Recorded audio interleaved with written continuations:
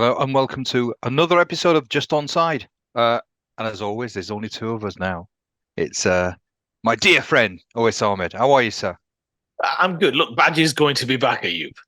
Don't write him off. He is going to be back. He's adapting to the life of fatherhood, and I think we should allow him a little patience, a little time. He will be back, Of no course we doubt. should. Of course we should. Of course we should.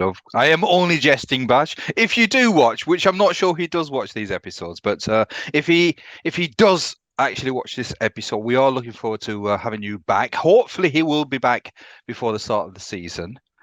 So because we do miss his views on various subjects. So before we commence the usual stuff, smash a like, subscribe if you haven't, and ring that notification bell to make sure that every video that we post, you are reminded that we have just posted a video. Okay, so last time that we had the show, we discussed quite a heavy topic. It was Dele Alli and his circumstances, and obviously we have offered our thoughts on the matter. I mean, some agreed, some didn't. That's the whole point. It's not everybody will always agree. It's a subjective subject. So some have commented, some haven't. So what we always try and encourage is if you can make a comment, because obviously we're offering our thoughts. We'd love to hear your thoughts. Today's subject. It's a subject that I think we touched upon a few weeks ago. It's the ever it's becoming more and more prominent Saudi Pro League. Initially, it was, I think, Cristiano Ronaldo. He made all the headlines, but he is one of many players now who is part of that league, and I think it will continue to increase. I think the last two names that I've heard is Jordan Henderson, who I think his move is imminent. Riyad Mahrez as well, his move is imminent, and I think it's a league now that people are paying more and more attention to for all sorts of reasons. OS, I'm sure you have opinions on this league and the players that are playing in this league, so take it away, my friend. Yeah, I think we did discuss this, Ayub, a number of weeks ago. Actually, it was when I think when we covered the topic about financial fair play, and there were some insinuations that Chelsea were working around the rules, shall we say, with regards to Saudi involvement in their club ownership structure, and how they were finding outlets to sell some of their assets, and getting them off their books.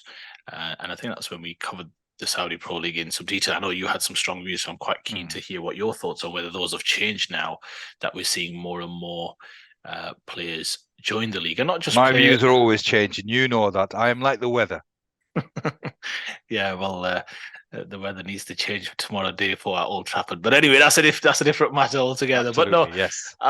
yeah, look, I mean, the Saudi Pro League. My overall assessment of the league is that I don't have any issues with it whatsoever. There's a phrase that's commonly used in, I think it's American slang, but it ain't no fun when the rabbit's got the gun. And look, the Premier League has been being the dominant league when it comes to being able to offer loads of money and big contracts, and lavish funds being spent. They're always top of the spending when it comes to the transfer windows. We did that piece again regarding financial fair play, and I covered how many of the top 20 clubs in the Deloitte table were from the Premier League, and it was the majority. And in the end, now what you have is another competing league, not in terms of talent and standards, of course not. That would take them quite some considerable time. To your point, Ayub, their first marquee signing was just around the World Cup time when Al Nassr obviously managed to secure Cristiano Ronaldo, and that's obviously then started a lot of football stars from around Europe coming over to that league. So, from my perspective, look, there's nothing against the Saudi league being able to generate a product that a consumer is willing to take on. And yes, right now we might think, well, nobody's going to watch the games, but who's to say that in 2, 3, 4 years' time, they may or may not have the majority of the world's top footballing talent. Look, we're just lucky, I would argue, living in England, being able to consume the product relatively easily, although quite expensive, I would say as well, that we have the best footballing league, I would argue, in world football. But that's just by sheer coincidence that we live here. So what's to say that maybe in the next, I don't know, maybe it takes a decade, but soon maybe the Saudi league or another league comes along and starts to being able to attract the top talent. So from a kind of objective, neutral perspective, I've got no qualms. The other thing I would say is, again, I've got very minimal expectation of football players. I understand why football players, it's professional football. The clue's in the title, and you get paid to play football, which is ultimately in the entertainment arts, let's say. So from my perspective, when I see a player leaving for significant sums of money, it doesn't move me in any way, shape or form. It's just an acceptance. That's what happens. I don't feel betrayed, disappointed. I manage my own expectation. That's in my control. I mean, look, Jordan Henderson and Riyad Mahrez, you're right. Those are the two latest ones. Jordan Henderson about to secure, it seems, although he's mulling it over, a 12 million deal to Al Ittifaq to join his former player and Liverpool legend Steven Gerrard, who's manager there. He will receive, if rumours are to be believed, £350,000 a week, tax-free, which is a significant sum of money, Ayub. Also, Riyad Mahrez about to join Al Ahly for 30 million. Again, a player who's still pretty much in the peak of his powers, you would argue, and played his part in Manchester City's treble-winning season last year. So he's about to also potentially leave the Premier League for pastures new. I mean, in Jordan Henderson's case, he's obviously also coming for some criticism from various communities, notably the kind of LGBT community. And I mean, I do want to touch on it a little bit because I think it does need to be said. I mean, look, Jordan Henderson has been seen as an ally for the LGBTQ community, and you may remember, before the Leeds game in October 2022 last season, the only time Liverpool lost at home in the league. I don't fail to mention that, Ayub, to give you your props. Yeah. But he did comment in the program notes going into that game, I think, when he spoke about kind of inclusivity and how grateful he was to be part of the kind of Rainbow for Laces program and all the rest of it. And yeah, he spoke about, again, standing shoulder to shoulder with said community, and similar to the kind of David Beckham controversy when he became kind of the Qatar ambassador to become their face of the World Cup for a deal worth, rumored to be around £150 million. You might remember famously David Beckham. He was an icon for the gay community. 20 years ago in 2002, he featured on the cover of Attitude magazine, which is the best-selling gay magazine in the country. And the way I see it is, again, it's simply a case of, in many situations, it's a case of helping your own brand when it comes to for whether it's a player or a rock star or an actor or what have you. They become allies of said causes, in my opinion, and it's my opinion, because it helps develop their brand. It shows that they're inclusive. It helps appeal to the masses. So for me, it's a transaction. Do they feel incredibly closely aligned with the values and what have you of said community? That's for them. That's for them to espouse and what have you. Now, when they share and articulate said opinions, which Henderson has, which famously David Beckham has previously, fine, you take their words for it. But for me, they're words. I mean, actions speak louder than words. So look, I just manage my own expectations. Henderson has been seen as a close ally. There's been a lot of disappointment and kind of seeping resentment coming in about his potential move to a country where, again, homosexuality is outlawed and what have you in Saudi Arabia. But in the end, I mean, for me, it's a case of when they partner up for the Rainbow for Laces program, when they partner up with kind of, again, in David Beckham's situation, for me, it's a transaction. And I think I at least understand it for what it is. And again, I manage my own expectation. I don't see, and it helps further those causes, in my opinion. At the time. So I think there is this kind of mutual transaction where different parties are getting what they want out of said deal. But then there comes a time when somebody writes a bigger check and you see what happens. Again, don't want to go down that kind of rabbit hole. That's, I think, a discussion for another day. But look, I think in the end, the Saudi Pro League, to your question, Ayub, I think it is one that's made a strong statement with regards to how they are developing, how they're putting this product together. I'll come on to kind of the spends maybe in my second stanza, but I think it's quite clearly a league that's wanted to make some noises. We talk about the Vision 2030 that Saudi Arabia is focused on right now in terms of transforming their economy and becoming less reliant on oil. So I think, again, it's definitely one to keep an eye on. And I don't think the Premier League or the observers of the Premier League or stakeholders and commentators and analysts are in any position whatsoever to be critical of said league. That's what we've been doing to the Portuguese league, to other leagues, Dutch leagues. I mean, you saw recently when you look at some of the players coming over from Ajax and other places, that they've been kind of unofficial feeder clubs for the Premier League for many years. So don't have any qualms whatsoever. It's a free country. It's a free world. Those are the rights and the liberties that we fight for here in the Western world. So yeah, interesting to see how it goes. They've attracted a lot of players: Ronaldo, Benzema, Kante, Firmino, Neves, Milinkovic-Savic, Pereira, Mendy, Jota from Celtic, Marcelo Brozovic. So there's a lot of players who have joined. Mahrez, Henderson about to join. Partey might join. Mitrovic doesn't want to play for Yeah. He doesn't want to play for Fulham ever again because he wants to go to the Saudi Pro League. So it's a developing situation.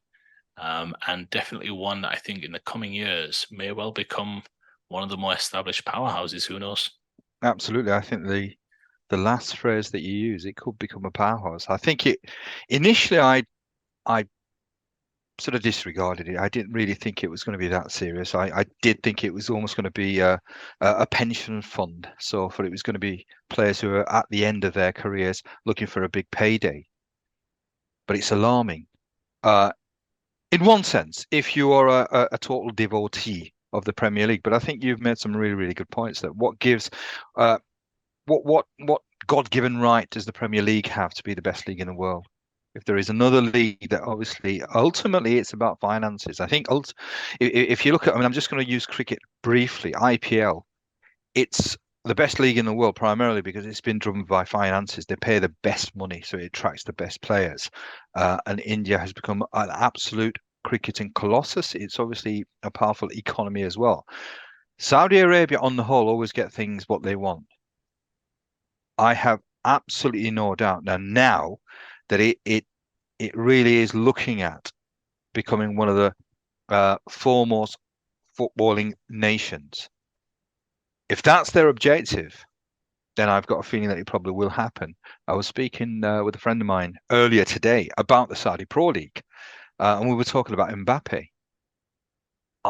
It's not beyond the realms of possibility that Mbappe could be somebody that's courted by the Saudi Pro League, and he could be snapped up because at the moment, I have no idea exactly what his mindset is, but it appears very much that he's driven by financial motivations.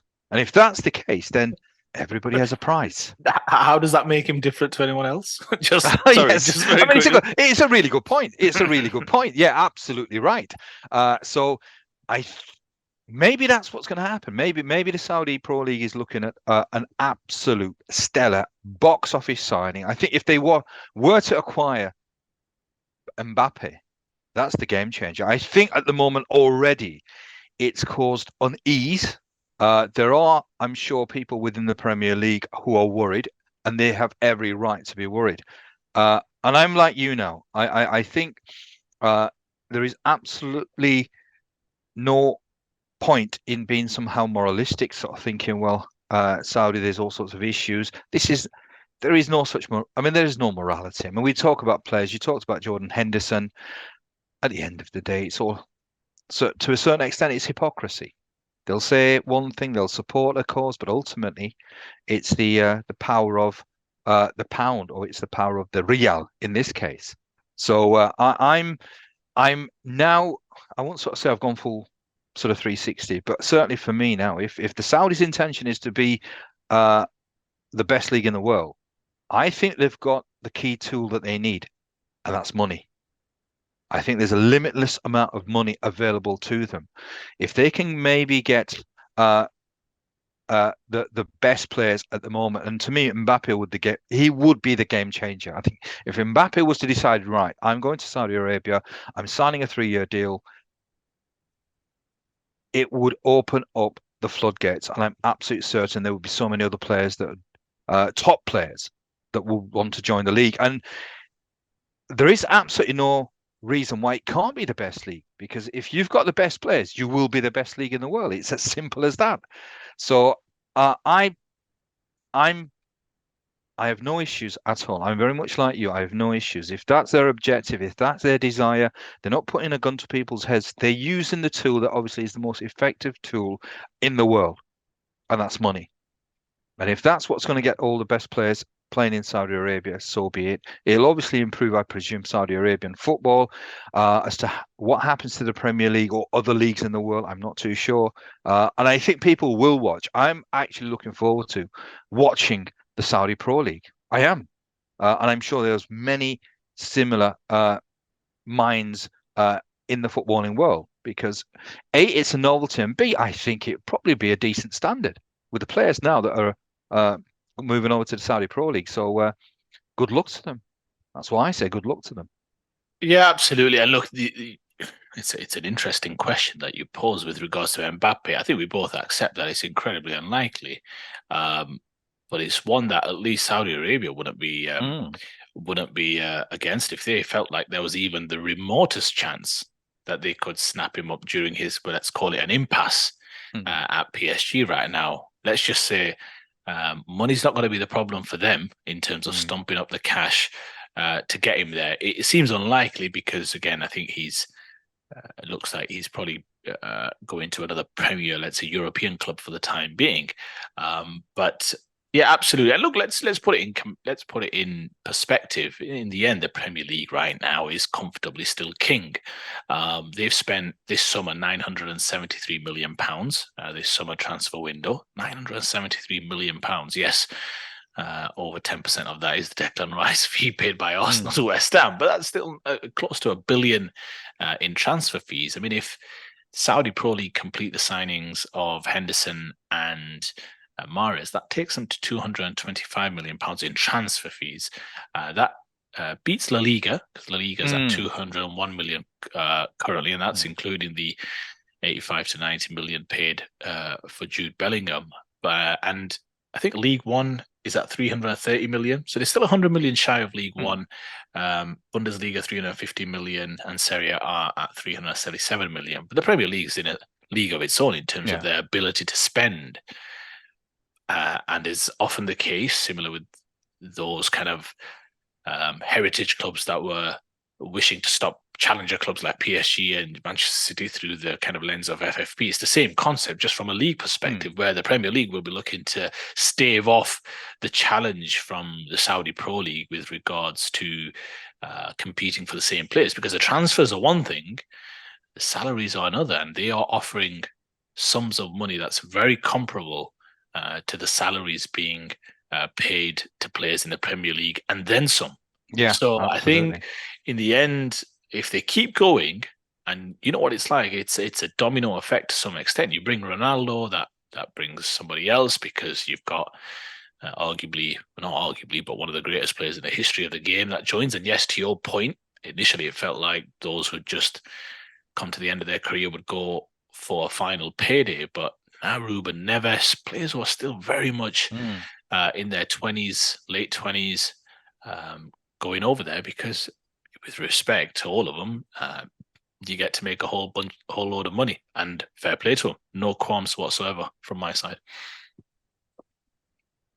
I think we're both aligned on that one, aren't we, really? I think we're all for the Saudi Pro League. I'll have to get some shirts. I have absolutely no idea which teams are which, but I'm going to have to pledge my allegiance to one side. So I don't know, maybe... what's the Ronaldo side? Who does he play for? Al Nassr. I'll be wearing an Al Nassr shirt next week in Dubai. Yeah, and what I would say is it's not necessarily a case of being pro-Saudi League. I don't, at least for myself, I'm not that. I'm just not against it, because I'm one for, countries in the end being able to, if they want to build a league and build an amazing league and a competitive product to the Premier League, what gives us the divine right to suggest that they shouldn't? So that's where I stand. So you've no issues in terms of human rights violations, etc., etc., etc. I think that's a discussion for another day. I don't think we've got the time to go into that because that requires a great deal of nuance. I would say so. All right. Okay. Excellent. Excellent. And again, as usual, pop in a comment. Let us know your thoughts. What's your thoughts? I mean, are you fearing that the Premier League may be a product that is diluted, it weakens? Are you in favour of the Saudi Pro League? Are you open, or are you in favour of the open market? At the end of the day, the highest bidder can do what they want. So interesting. Talking about the Saudi Pro League, I'm not sure when that starts, but in terms of the British Premier League, I think it's about 3 weeks, isn't it, OS? 3 weeks, 4 weeks before we kick off. So it sort of, I suppose, leads us into. Is there anything, OS, that you're anticipating? You're looking forward to? Is there any stories that you think will develop in the coming weeks, the coming year? What's your thought? Yeah, we say this probably going into every season, I imagine, because that's the hype, right? You have a little break, you get excited, signings are being made, your club is either going in an upward trajectory or in a downward trajectory, whatever it may be. There's lots of storylines in the summer, but the one thing you can sell fans on is hope. And I think if I look at it from a Premier League perspective overall, not just for myself selfishly from an Arsenal perspective, I think I'll start with the one I think that's the most obvious one. I think, and with regards to kind of next season, 23-24 season in the Premier League, what will be arguably the big storyline? I think the big storyline for me, when I look at the big clubs, is this really does promise to be an incredible season at the top of the table. If you look at the cycles that the various clubs are in terms of where they're at, the expectations of each of the clubs is quite high. And I would argue you've got Manchester City there. No doubt they will start the season as favourites, and rightfully so. They've won, 5 in 6, or what have you. And they've won 3 on the bounce, I believe.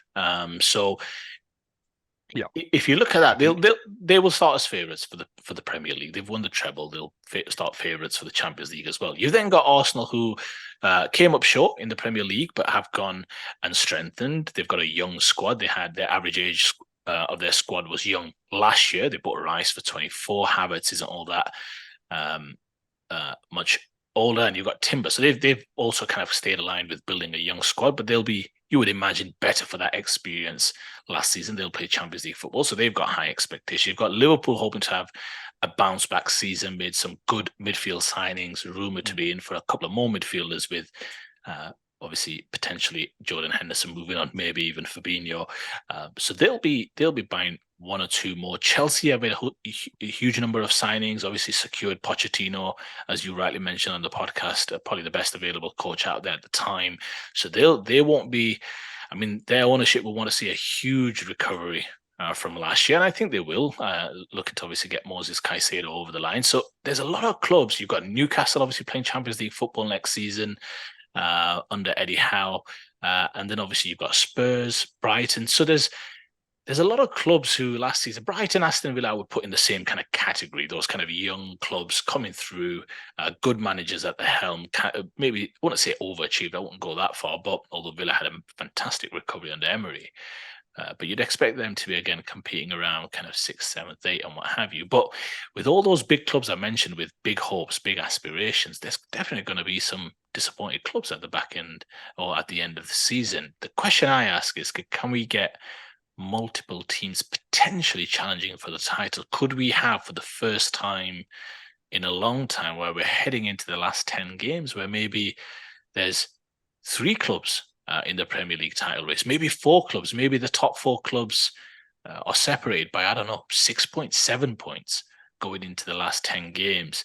I don't think that, I really feel there's a lot of people who probably feel, and listen, I may be proven wrong, but there's a lot of people who feel that Manchester City will again run away with it. But I just have to think, with United having strengthened, they're a year in now under the Erik ten Hag project. They bought quality goalkeeper, Mason Mount. Every club's got high aspirations. Some of those big clubs, and no doubt there'll be some disappointment for some of those. Not only one team can win the league, but I just wonder. It would be probably a fantastic climax to the season if going into game week 30, 31, you've still got maybe 4 teams right there, separated by 6, 7 points. Will this next season be the one where we see that? Who knows? But that's probably, I think, the overriding storyline, I think, heading into next season. What do you think? Just before you go, England have taken another wicket, 97 for 3. Excellent. But sorry, give us your give us your strange thoughts. Though, because I suppose the viewers will be watching it obviously maybe tomorrow, maybe the day after. So it's going to be bizarre. All right, but at least they'll be able to time when we were doing this podcast. Exactly. All right, but just on your point, absolutely. I think it feels slightly different. It just really feels very exciting that there are a number of sides that will be competing. I mean, I think you've outlined it beautifully in terms of the sides that have improved. The one side, I mean, we're not. I mean, this is not obviously a show where we're predicting who's going to win. But I'm really the story for me is going to be. I have a feeling that we are going to see a resurgence of Liverpool. Really are. I think they've made some excellent acquisitions. The players that they have, Darwin Núñez, I think he gave us a glimpse, a flavour of what he's all about. They always say that I think with Darwin Núñez that the second season he comes into his own. I'm really looking forward to an exciting Darwin Núñez, Cody Gakpo as well. He's settled in, and I think he's settled in quite nicely. Yeah. We'll see the best of him this season as well. So the front line in terms of offensive players at Liverpool, brilliant. Midfield has been strengthened, and it looks like now a quality Premier League midfield rather than aging and maybe questionable players that Liverpool have had for the last few years. Now, if they can improve in the defence as well, I think they'll be playing some outstanding football. So certainly for me, that is, I'm expecting competition to be fierce, but I'm certainly expecting Liverpool to be there or thereabouts. But the story for me, in terms of disaster, it's going to be Luton Town. I am saying now on this podcast, bookmark it, they will have 0 wins. They will have 0 wins. Whoa. That's gonna make for a perfect YouTube Shorts. That's the first thing. That's the first thing. Did I just hear you say they are going to have 0 wins? Yeah, 0 wins. They are not going to win a game of football in the Premier League. It's something I've already. I don't. You talk because I need to digest that. And I'll give you a reason why. I mean, it's not just something that I'm saying on a whim. It's based on deep analysis, which I never do. But in this case, you look at the players that they've bought. It is still a Championship side. The gulf between Championship and the Premier League, everybody knows, is astronomical. It's huge. They've really not made any significant investments at all. I've already talked that this. I'm absolutely convinced that the Luton owner is anticipating relegation, so therefore he's not really going to invest for this year. He's probably got this plan of next season they'll get promoted again, but they'll be in a much more healthier position. I can't see him win a game. Absolutely not winning a game at all. They play Sheffield United twice. They play Sheffield United, but I think Sheffield United will be slightly better than them. It will be tight games. I mean, those are the games that I'm really looking forward to watch, because those are the only games where maybe there's a glimpse that they could win a game. But if they don't beat Sheffield United, they are not winning a game. There is no team that they will be able to compete with. I think also, I'm not sure what the record number of goals conceded in a season is, but it will be Luton. Luton will concede the most goals ever conceded in the Premier League. Also, I'm not sure what the record number of goals in a game conceded is, but Luton will beat that as well. Every negative record, Luton will be at the top of the tree. And that's the story.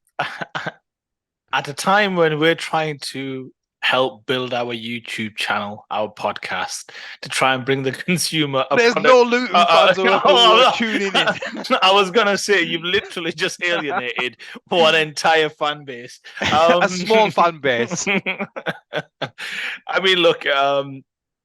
I mean, they're going to be favourite. I mean, I think we discussed this during our kind of trivia quiz, didn't we? I think Derby may. I don't know if. I mean, they conceded Derby, if my memory serves me correct. I think they had a minus 69 goal difference, having scored 20 goals and conceded 89 goals. I don't know if that minus 89 goals conceded is the most conceded by a team. I imagine it's pretty close. So you're suggesting that they will concede more goals than that? I mean, to be honest, someone recently asked me, what scores do you think Luton will be against the top six? And I suggested, so the top six, and I don't mean the historical top six, but let's say that's Manchester City, Arsenal, Manchester United, Newcastle, Liverpool, and let's just throw Chelsea in there for the time being. So against six, so that's 12 games. And I think I suggested something along the lines of 36-2. 36 goals conceded. That's brutal. So maybe I'm not too far from your thinking, to be fair, now that I reflect upon it. But no, look, I have to believe they're going to get a win from somewhere. Surely. But you're right. I mean, it's going to be a difficult season. And look, on the flip side, it's an unbelievable story for them, for their fans. They should enjoy it. To your point, they may be resigned because ultimately there are levels to this. But regardless, they should enjoy the ride, enjoy the journey. They're going to be playing some big teams home and away. And let's see what kind of fight they put up. But not a bad shout. I think they are one of the stories of the season. And if they do win a game of Premier League football, Ayub, rest assured, we will be leading with that in the next podcast. I'm not a betting man, but I'm betting my houses on them not winning. I just can't see, and it's primarily, as I said, it's not just on a whim.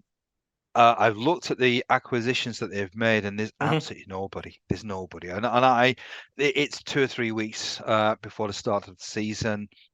I don't know. I mean, I just don't see them really investing.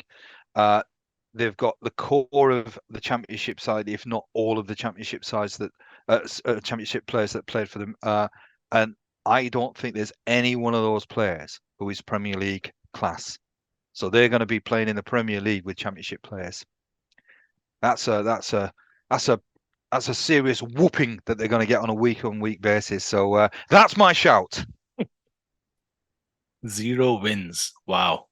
I mean, I hope not. I hope their fans can get a win. Not the 2 games against Arsenal, obviously. Anyway, so moving on. I mean, look, it's a good shout. It's a good shout, and I'll definitely. I think that's one result that people will be kind of keeping an eye on. It would be nice if they had some good moments along the way. Let's see. I think another interesting storyline for me, you want to get your thoughts, is and a couple just very quickly, maybe if we can just round off, is I wonder, it'll be, I think, a very interesting season for Eddie Howe next year at Newcastle. I've alluded to this, I think, previously. I think he did an amazing job. He was your pick. And I think Badger's pick for manager of the season, and that was a fair shout, absolutely. Fantastic job guiding them to the Champions League under a little bit of pressure, right? Whenever there's a takeover, there's always a pressure because you can't have a lost season, you can't have too many runs of poor form, let's say, because ultimately these are owners and an establishment that wants to get somewhere. And make some serious noise in Europe. Now, they're obviously going to be playing Premier League. They're going to be playing Champions League football. They'll be kind of hoping to push for a top 4 spot next season as well. I think the fighting for the Premier League might be a little off in terms of the ground that they have to make up. Great signing with Sandro Tonali, but I just wonder whether or not Eddie Howe with Champions League football, with the expectation now raised, how will he fare? And I'm putting all of it into the kind of mix. So what I mean is not so much whether he will come up short or anything like that. It's just more because the expectation is raised. So even something that would be perceived as, for example, if Newcastle finished 5th next season or even 6th, now you would argue that's still a pretty good season, because you talked about Newcastle United, who not too many years ago were playing in the Championship. So it's just one of those where I wonder whether it's going to have a slightly sad ending to some extent, because I do feel as though the first major hiccup, it'll be interesting to see if the ownership continues to support him, because you would argue, given how he led the team last year, you'd support him through even a difficult season next year. You'd think, no, he's done more than enough to earn the right to take Newcastle into the season thereafter. I just wonder whether or not there's going to be that level of patience afforded to him, because of the raised expectation. The fans are obviously knowledgeable fans, but of course they also like the idea that they're going to be playing Champions League football. They will hope at some point the FFP restrictions allow them to be a little bit more lavish and a little bit more carefree in the transfer windows. He's spoken about how they've had to make some difficult decisions, or according to his words, with regards to letting Alan sit maximum leave, because to balance the books from an FFP perspective. So I just wonder whether next season, if it's going to be one of those where it's not as much of a feel-good factor, perhaps at Newcastle. And I don't mean they'll struggle. I just mean in terms of maybe a level or two, maybe just below what they enjoyed in the season 22-23. I just wonder whether that could lead to what would be maybe a harsh dismissal, let's say, but whether or not this will be Eddie Howe's last season at Newcastle. I think you make an excellent point, Owis. I think you're absolutely right. The expectation is completely different this season than it was last season. And Eddie Howe, if you analyse his managerial career, it's always been one where really he's been punching above his weight. He's never really been expected to win trophies. He's just been a coach that has performed to a high standard. He's brought the teams that he's managed to a good level. And obviously the work that he did with Bournemouth was excellent, because it's not a massive club, but obviously he's done some fantastic work.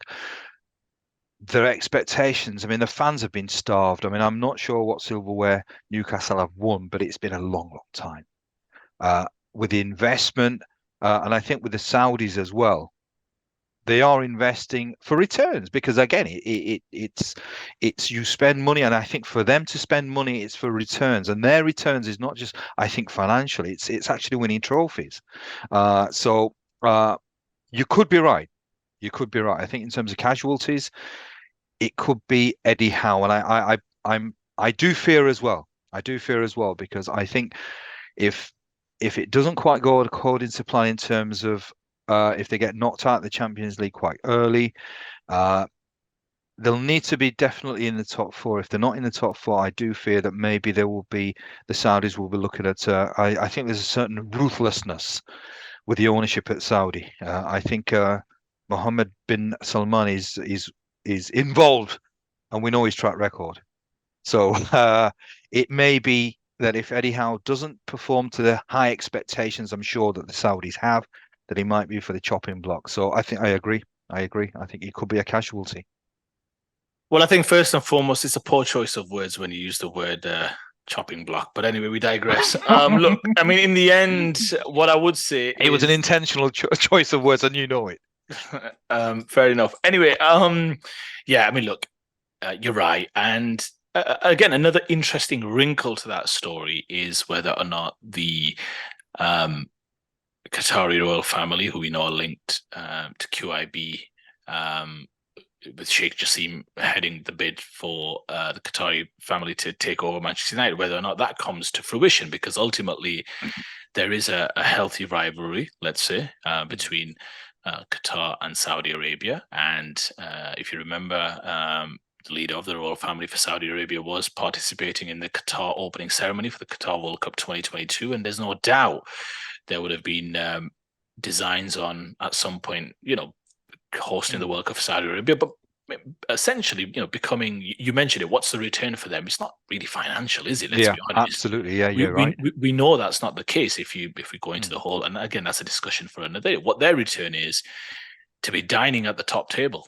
And that means when there's a Champions League final on, it's my team participating. And when there's an FA Cup final, or we're heading into the last couple of games of the Premier League and we're fighting for titles, it's about kind of eyeballs and talking points being about Mm. Newcastle United Football Club because they are they want to become the preeminent football Yeah, club yeah. in this country. So you're absolutely right. I think it's definitely one to keep an eye on. And again, it's one of those where he may pay in the end for his own overperformance, but let's see. Maybe time will tell him. Maybe he will get the level of patience that he does deserve, because ultimately that was a wonderful season that he led. I do have one more that I want to run past you, Ayub, and you will have to give me a little bit of runway on this. I do want to get your thoughts. You mentioned about Liverpool, and I do agree with you. I think they will have a bounce back season because of the reasons you mentioned. First and foremost, they've got a fantastic coach. Obviously, that goes without saying. They've transformed the age of that midfield, let's say. So they've definitely got a lot more legs and energy now with Szoboszlai and McAllister, with one or two more to come. The question mark I have for you, and you've got to stay with me. I just wonder, Jurgen Klopp, there were some rumours, obviously, not so long ago when Germany lost to Colombia in the friendly. If you remember, they didn't do so well in the World Cup. Now, Hansi Flick's under a little bit of pressure, but of course, next season you've got the European Championships in the summer being played in Germany. So no doubt he will get to lead Germany, Hansi Flick will, going into the European Championships. So you remember that a couple of games ago in the friendlies when there was some a little bit of turmoil, a little bit of negative noise coming out of the German media and the German camp. There was some talk about Jurgen Klopp being potentially offered the role. Now he's securing a contract at Liverpool. I just wonder whether or not, because he's spoken about how at some point he will walk away from Liverpool and he'll know the time when he'll be walking away from Liverpool, in terms of he'll know when the moment comes, he'll know. I just wonder whether there's going to be a set of circumstances that materialize over the course of next season and into the summer, which may well see Jurgen Klopp be coach of Liverpool for his last season this coming year. And that's not me predicting, but let me lay it out for you. Let's say they have a challenging season, not one where they challenge, but a challenging one, a difficult one. And again, I'm not predicting that. I'm like you. I feel I would be quite bullish if I was a Liverpool fan, because the coach has proven it, and I think they have remedied some of their core pertinent issues. But if they have a difficult season, you've got the situation where, if you remember previously, the club was going to be sold, but then wasn't going to be sold. And Liverpool fans feel a little bit disappointed that that's not the case, because there's some misgivings about FSG and John Henry and what have you. And I just wonder whether or not there's going to be a set of circumstances where Liverpool have a challenging season. That will be two challenging seasons in a row, maybe. Maybe he feels at the end of the season that he's perhaps not the man to go forward. That's not me saying he wouldn't be. I think Jurgen Klopp pretty much gets to decide when, if and when he wants to leave that club. And I just wonder whether Liverpool will also look at it. Will Germany come calling if they have a difficult European Championships at home? And at home, it's always the pressure. It's not Germany will have designs on getting to the final, and if not, win it, because it's a home championship. I think if they don't get to the final, I think there will be a change in manager. Jurgen Klopp would be their number one choice. Let's be very clear. So the question is, with all of that aligning, with Jurgen Klopp potentially having a difficult 2 seasons in a row, with the fact that there's a very capable coach, it seems, at Brighton Hove and Albion, who's clearly got his sights set on maybe taking up a Premier job, let's say, whether it's in this country or in another one, and I'm pretty sure it's going to be De Zerbi's last season at Brighton. I wonder whether there's going to be an alignment of the stars, if I can say so, where it ends up being Jurgen Klopp's last season at Liverpool, and Liverpool also see that maybe there's a young, energetic coach in the Premier League who's clearly destined for the big time, and whether or not all of that leads to De Zerbi taking over at Liverpool. Now, that's not me predicting. I want to be very clear, because I think ultimately Jurgen Klopp will never be sacked at Liverpool Football Club. It'll have to be his decision. But I just wonder whether, with all of that going around, with Germany hosting the European Championships, with knowing pretty much that it's going to be De Zerbi's last year at Brighton, whether that's all going to come together where Roberto De Zerbi is in charge of Liverpool Football Club going into the season after this next one. Interesting. I do agree. It will be. I'm quite certain it will be Klopp's last season but for other reasons. The reason why it will be because I think he's been here at Liverpool. I'm not sure, but it's about 8 years, 9 years. It's quite a while that he's been at Liverpool Football Club. I think his intention probably will be to leave at the very top. If Liverpool do win the league, and I think his objective probably will be to win the league, maybe win a trophy. And I think if that happens, I'm absolutely certain he will leave. If it's the reverse, maybe he might just stay another season. But I think he wants, I'm absolutely sure, to have a successful season and then he will leave. So mine is almost the other way around. That I agree that he will probably leave, but I think he wants to leave on uh with Liverpool winning the league. I really I've got a feeling that if Liverpool win the league, I'm absolutely certain he will walk off into the sunset because he's been here a long, long time, and maybe then De Zerbi could take over, but it will be not because they've had a poor season and he's walked, but I think it's the other way around where they've had an exceptional season and he will think my job is done. It's a really interesting one because up until now, I'd only ever thought about the other way, which Mm, I articulated. But I think it's definitely food for thought the way you've presented it, Ayub. If they do go on to win the Premier League next season, it kind of allows him, in some ways, I wouldn't say a pass, but it perhaps makes it easier. To your point, to say, look, I've led you and established Liverpool back to the big time.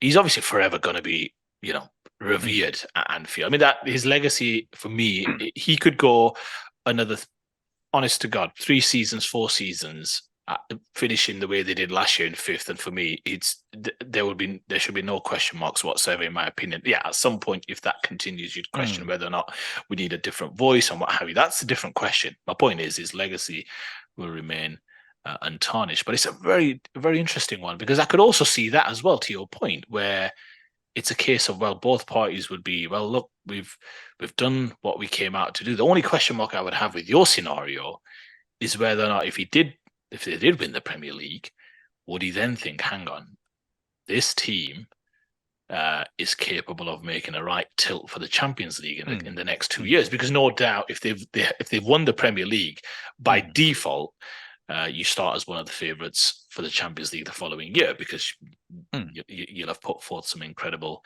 performances and results. But I just do think this kind of spectre of Germany, and I'm not saying he mm, wants to take the Germany job. He might think that's maybe one for maybe another 3 or 4, 5 years into the future. But if he does, I don't know what his thoughts are on the German national team.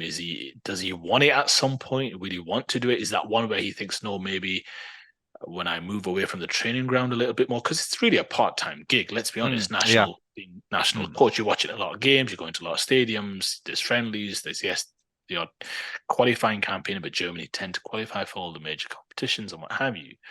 I just wonder whether or not, again, the alignment also from a Liverpool ownership perspective, where they see there's a young up and coming manager over here who might not be available.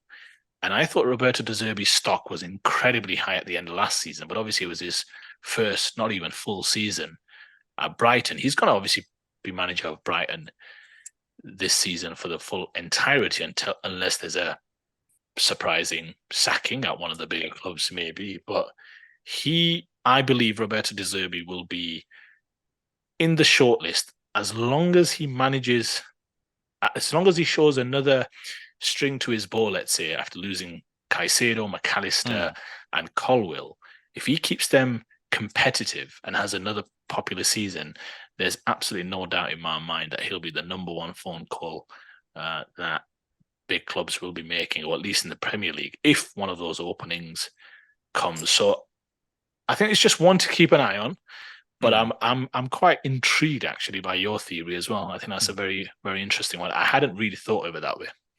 Yeah, I mean it's going to be interesting to see what does transpire for the season. But I'm going. I mean, to what I said earlier, I really anticipate that Liverpool will have a fantastic season. I think it's just set up beautifully. I think that they've got the right players in, and they'll be adding to what they've already got.